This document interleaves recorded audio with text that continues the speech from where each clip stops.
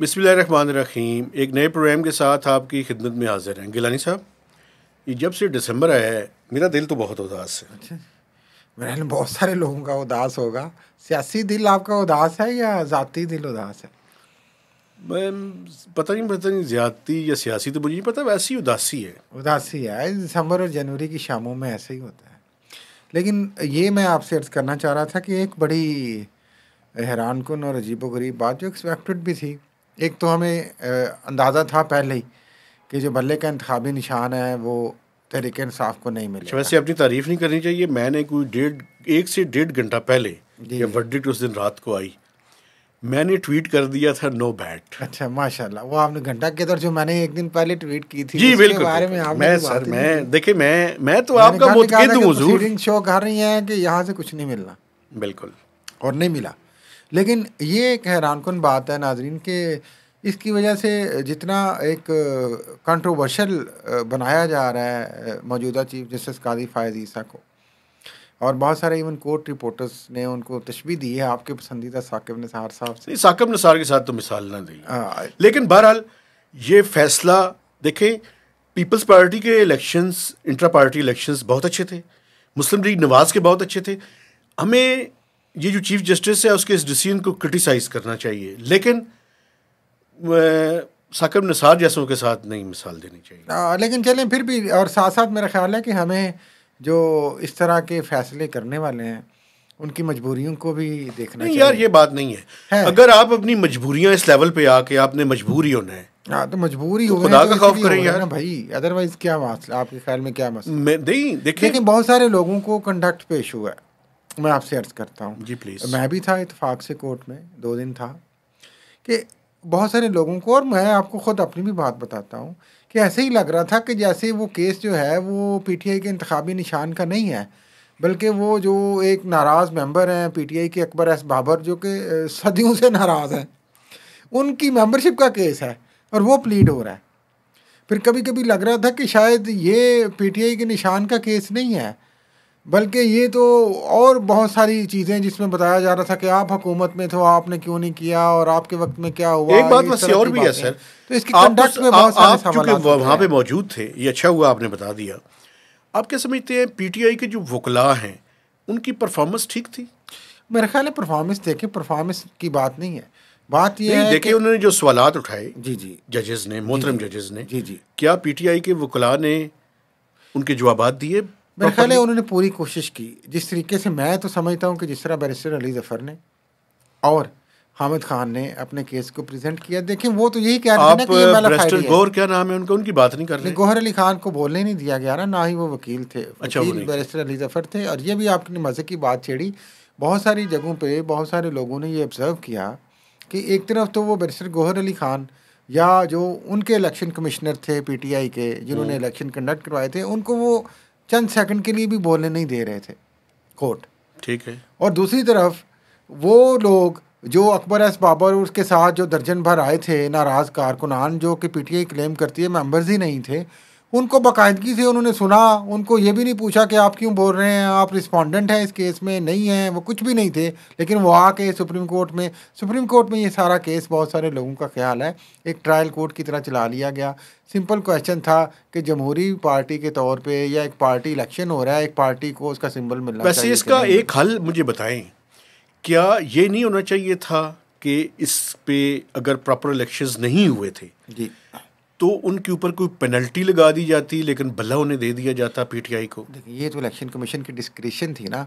देखिए इलेक्शन हो सकता है प्रॉपर ना हुए हों, कुछ ना कुछ एक्टिविटी तो जो मौजूदा सूरत हाल में करने की कोशिश की गई वो की उन्होंने। लेकिन मैं आपसे अर्ज़ कर रहा हूँ कि मसला ये नहीं है, मैं बार बार आपसे पहले भी अर्ज़ करता हूँ कि मसला ये नहीं है कि ये इलेक्शन सही हुए थे कि नहीं हुए थे, या जिस तरह आपने इशारा किया कि बाकी पार्टियों के इलेक्शन और भी बहुत सारे लोग कह रहे हैं। मसला शुरू दिन से वही है। वो जो अब मैं आपको फिर 9/11 की बात बताता हूँ कि वो जो फ़ोन आया था परवेज़ मुशर्रफ मरहूम साहब को कि आर यू विद अस और नॉट, विद अस और अगेंस्ट अस। हाँ, तो ये विद अस और नॉट, तो ये पाकिस्तान की जो पावरफुल इदारे हैं, ये सारी जंग वही है कि अगर आप उनके साथ हैं तो सब अच्छा है, अगर आप उनके साथ नहीं हैं, उनके खिलाफ लड़ेंगे, उनको नाउमय करेंगे, तो फिर आपको। और ये जो वैसे मुझे सियासी जमातें, PMLN जैसी ठहर PMLN जैसी जमातें भी और इवन के निगरान हुकूमत के वज़रा भी, मैं हैरान हूँ कि ये बात कर रहे होते हैं कि जब आप 9 मई करेंगे तो आप कैसे लेवल प्लेइंग फील्ड एक्सपेक्ट करेंगे, जब आप 9 मई करेंगे तो आप कैसे इंतखाबी निशान लेंगे। एक मिनट मेरी भी सुनेंगे आप, लाइन और लेंथ से ज़रा हटने की कोशिश ना करें। एक मिनट ज़रा रुक जाए, वापस आए। मुझे ये बताएं कि आज PMLN ने अपनी इलेक्शन कैंपेन का आगाज़ किया है। हाँ जी। अब उनके बारे में भी ज़रा आप बताएं कि उनकी कैंपेन को कौन लीड करेगा जी, क्या नैरेटिव बिल्ड करने की कोशिश की जाएगी, चूँकि ये इस्टेब्लिशमेंट और PMLN भी नैरेटिव का मुकाबला सिर्फ नैरेटिव से हो सकता है। हाँ जी, इस तरह के हथकंडों से नहीं होता, बेड कट लो तो फलाना कट लो, ये लेकिन मैं आपको बताऊं आज एक बड़ा अच्छा जलसा किया है मरीम नवाज शरीफ ने। कहाँ पे जी? ओखाड़ा में, पत्तों की में, और काफ़ी तादाद में लोग थे। वो एक सर्कुलर भी ट्विटर पे चलता रहा, मज़े की बात है, जिसमें वो कॉलेज और डिस्ट्रिक्ट एजुकेशन अफसर की तरफ से छुट्टी कराई दी गई थी कॉलेजेस अच्छा, वहाँ पे छुट्टी करवा? हाँ जी, कि जनाब आज जलसा है, तो ये भी क्रिटिसाइज़ हो रहा है, लेकिन अच्छी तादाद थी जलसे में। और जो उनका बयानिया जो आपने बात की नैरेटिव, वो तो वही है एंटी इमरान खान कि जनाब जिसने नवाज शरीफ के साथ जुल्म किया, जिसने नवाज शरीफ के साथ नाइंसाफ़ी की हुई, इसमें कोई शक नहीं कि फैज़ हमीद का और बाजवी का नाम लेते हैं, नहीं लेते? एक नहीं, उनका तो नहीं लेते, लेकिन एक एक करके वो कह रहे हैं कि अंजाम को पहुंच रहे हैं। देखिए इसमें तो कोई शक नहीं, हम बार बार अपने प्रोग्राम में भी कहते रहे हैं कि जो 2018 में हुआ, जो पॉलिटिकल इंजीनियरिंग नवाज शरीफ को निकालने के लिए की गई, वो भी गलत थी, उनकी ज्यादतियों का अजाला। लेकिन देखिए मेरी सोबत का इतना असर हो गया है कि आपने 2018 वाली बात करनी शुरू कर। पहले आप नहीं करते थे? नहीं, पहले भी करता था, प्रोग्राम निकाल के देखे हमने, पहले भी ऐसी बातें की हैं कि मैंने शायद नहीं करता था, आप उसकी बात करते थे। नहीं, आप सुन लीजिए, आप मेरी उदासी का फायदा ना उठा। अब मैंने हमेशा कहा कि 2018 में भी जो हुआ वो गलत हुआ। उनका बयानिया खैर ये है, नैरेटिव यही होगा। मैं आपको ये भी बता देता हूँ पेश की, ये एक तो यही होगा कि जनाब हमारी परफॉर्मेंस देखें आप उस दौर की, और कुछ वो विक्टिम कार्ड प्ले करेंगे। ऑब्वियसली उनको राइट भी है पॉलिटिकली विक्टिम कार्ड प्ले करने का कि जनाब ये सारी ज़्यादतियाँ हुई, आज कोर्ट हमें नफ़ी कर रही है और हमें आजमाएं, आप हमें मौका दें। ये दो मेन चीज़ें। अच्छा, एक चीज़ मैं भी आपके साथ शेयर करूँ, और अपना विक्टिम कार्ड, पॉलिटिकल ये जो सीट एडजस्टमेंट हुई है ना जी इनकी, खासकर IPP के साथ, उसमें वो कहते हैं कि ये हमारी मजबूरी थी जी। लेकिन जो लोग इलेक्शंस लड़ना चाहते थे उनको भी ग्रीन सिग्नल दे दिया है कि आप इलेक्शन इंडिपेंडेंटली लड़ना चाहें तो आ जाओ, सानू कोई मसला नहीं है। तो इसलिए आप ये देखें कि NA-54 यहाँ पे बड़े इंपॉर्टेंट कैंडिडेट्स हैं, जिसमें 2 वफाकी वज़रा एक दूसरे के सामने हैं, गुलाम सरवर खान और चौधरी निसार अली खान। वहाँ पे इंडिपेंडेंट कैंडिडेट के तौर पे बैरिस्टर अकील को मुस्लिम लीग नवाज का टिकट तो नहीं मिला, लेकिन घड़ियाल उन्होंने ले लिया और वो उसके ऊपर इलेक्शन लड़ रहे हैं। और बड़ी इंटरेस्टिंग, दूसरी तरफ जो गुलाम सरवर खान साहब हैं, उन्होंने अपने भतीजे को, जिनको टिकट नहीं मिला, उनकी जगह पे मोहसिन अयूब, जो कि हसन आपका जो जर्नलिस्ट है उसके भाई हैं, हसन अयूब के, जो बड़े जिनको एंटी PTI और प्रो PMLN समझा जाता है ना, कि उनको हक है उन्होंने वो टिकट और अपने तज्जियात पेश करने का। सुन ले मेरी बात, उन्होंने वो टिकट छीन लिया है प्रोविंशियल असेंबली का IPP से, क्योंकि पहले वो IPP के कैंडिडेट जो अमार सदीक खान है उनको मिला था जी, तो छीन कर वो टिकट उन्होंने वापस ले लिया। और शहबाज गिल के साथ ट्विटर पे बड़ी इंटरेस्टिंग उनकी, लेकिन मैं समझता हूँ क्योंकि वो उनकी बड़ी एक बदमज़गी भी हो रही थी, क्योंकि बहुत सारे लोग जो PTI वाले थे, वो हसन अयूब हमारे भाई हैं, दोस्त हैं, क्रिटिसाइज कर रहे थे कि जनाब आपको क्या मिला, तो फिर उन्होंने लेके दिखा दिया, तो ये तो अच्छी बात है, और हम उनको बेस्ट ऑफ लक भी कहते हैं। इलेक्शन है, हो सकता है लोगों ने वोट दें, लेकिन यही नहीं बात। मेरी कॉन्स्टिट्यूएंसी है, मैं बेस्ट ऑफ लक नहीं, मैं गैर जिम्मेदार हूं। नहीं, हम तो चले कह सकते हैं, हर कैंडिडेट को बेस्ट ऑफ लक कहते हैं, उन्होंने अपनी कोशिश करनी है, इसीलिए इंतखाब जो मेरिट पे हो जीते, पाकिस्तान के लोग जिसको जितवाना है। आपसे 2-3 और बातें इसी सिलसिले में, टाइम खत्म हो रहा है, जल्दी करें। जल्दी नहीं कर सकते, ये जरूरी बातें हैं। NA-48 जी, इस्लामाबाद के हल्के में PMLN ने अपना उम्मीदवार गायब कर दिया है। वो भी हो सकता है किसी आज़ाद को वहाँ पे खड़ा कर रहे हैं। शेर का निशान वहाँ पे अलाट नहीं हुआ, नाजरीन मैं आपको बता रहा हूँ ये खबर। गुड। हाँ जी। दूसरी बात, राजा रियाज जो बड़े जय्यद आईपीपी के बहुत बड़े जय्यद अपोजिशन लीडर, वो दस्तबरदार हो गए हैं और अपने बेटे को वो इंडिपेंडेंटली लड़वा रहे हैं। अच्छा, या शेर के टिकट से लड़वा रहे हैं, वो खुद पीछे हट गए हैं। इसी तरह बहुत सारी सीटों पे चौधरी शुजात PMLQ नाराज़ हैं।